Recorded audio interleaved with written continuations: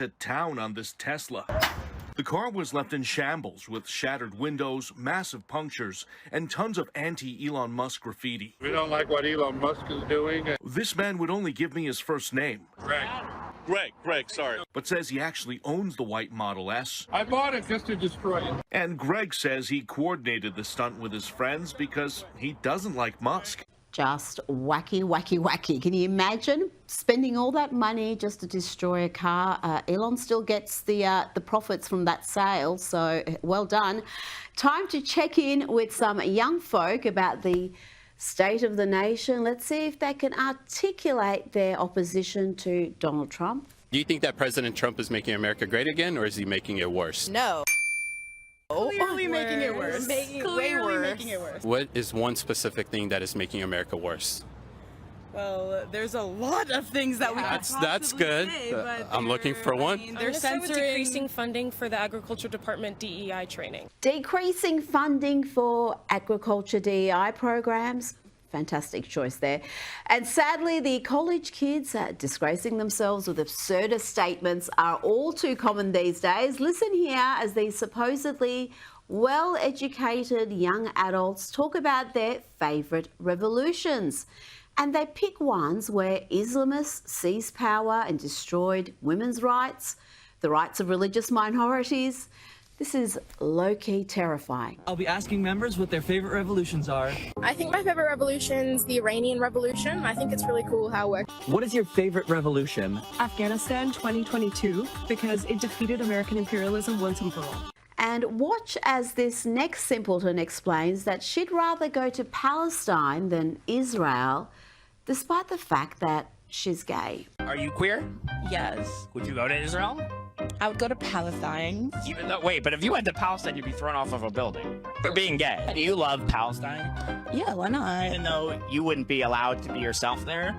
I feel like they're not supposed to judge, even if they have a set mindset. It is actually very haram in the Muslim culture for them to judge. They're not supposed to judge. It's haram to judge or bless. So dangerously delusional.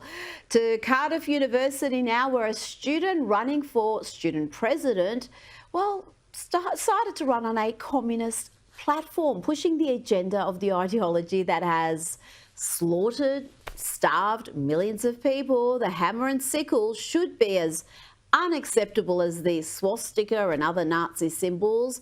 Both are vile ideologies, something these fools seem incapable of appreciating. This is what happens when you are completely ignorant of history. I'm here with communist students from across the Wales and the West to officially launch the start of the campaign where I'll be running for Student Union President at Cardiff University.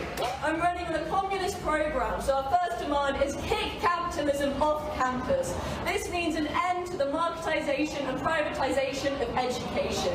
Our second demand is no more cuts, open the books. If management says there's no money, then we say prove it. The final demand is for student and worker control of the university. Let's have a musical interlude now. We brought you this bit of non-binary musical genius a couple of weeks ago. They, them, energy.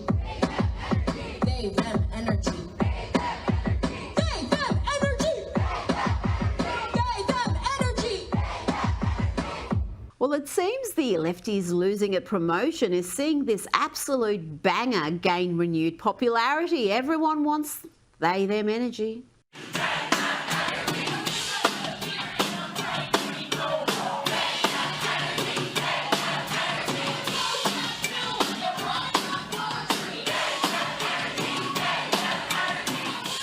Now, Bernie Sanders, that old socialist himself, thought it was appropriate to have this performer at a recent event. We've naturally had to bleep out, well, most of the grotesque lyrics. God have a big fat cause it feels like he's me. Heart is filled with lightning.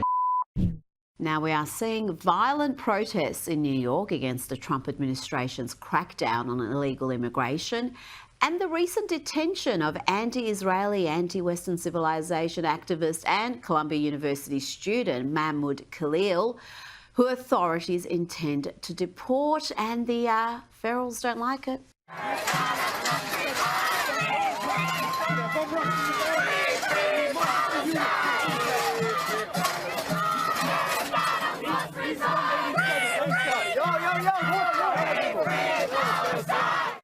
Now, among those lefties losing it is a man who wants to be the next mayor of New York, Zohran Mamdani, and here he is screaming at border czar Tom Homan. How many more New Yorkers without charge? Do you believe in the First Amendment? Do you believe in the First Amendment, Tom Homan? How many more New Yorkers without charges? Let's bring in journalist and author Batia Ungasargon. Batia, this guy is an elected official, an assemblyman, and he's carrying on like this?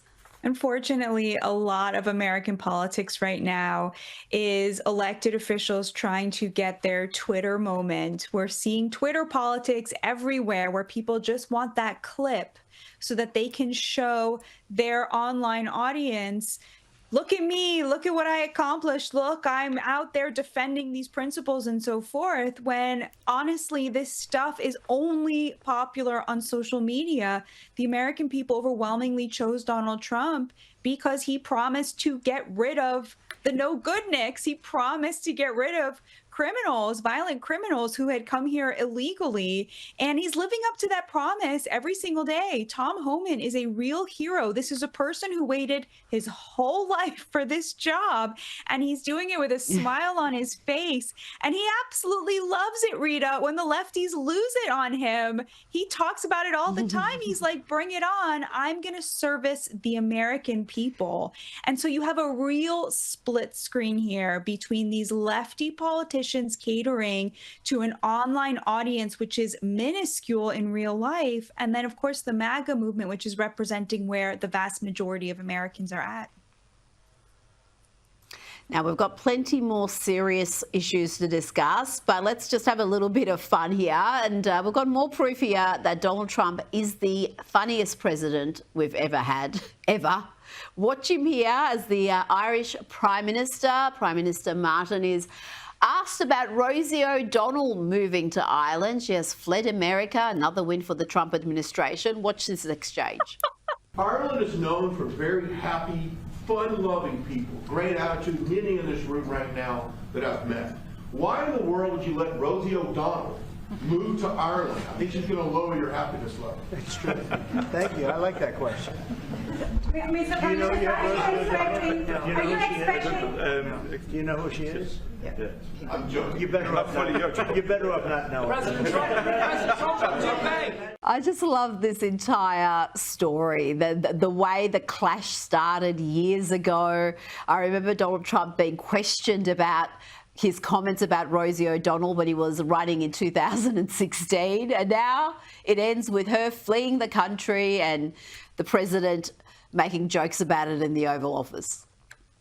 It was such a great Trump moment because, you know, when he first understood what the question was, there was a moment where he was like, quite right. And then he was like, great question. I love that question. You know, there was a moment where he was pretending to take it totally seriously. He has an amazing sense of humor. And, you know, I really do think that even a lot of people who didn't vote for him are finally coming around and admitting this guy is hilarious. He knows how to work a room. His comedic timing is impeccable. And it is so great. I mean, this is how you win a feud, right? You make the other person leave the greatest country on earth.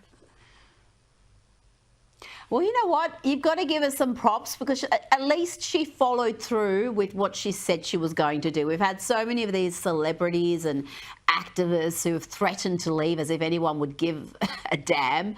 But they don't. She actually followed through. So I think, you know, it's a win-win for the country and perhaps for Rosie as well. Maybe she'll be happier in Ireland. I don't know. I think once she discovers what a socially conservative country it is, that abortion is only available on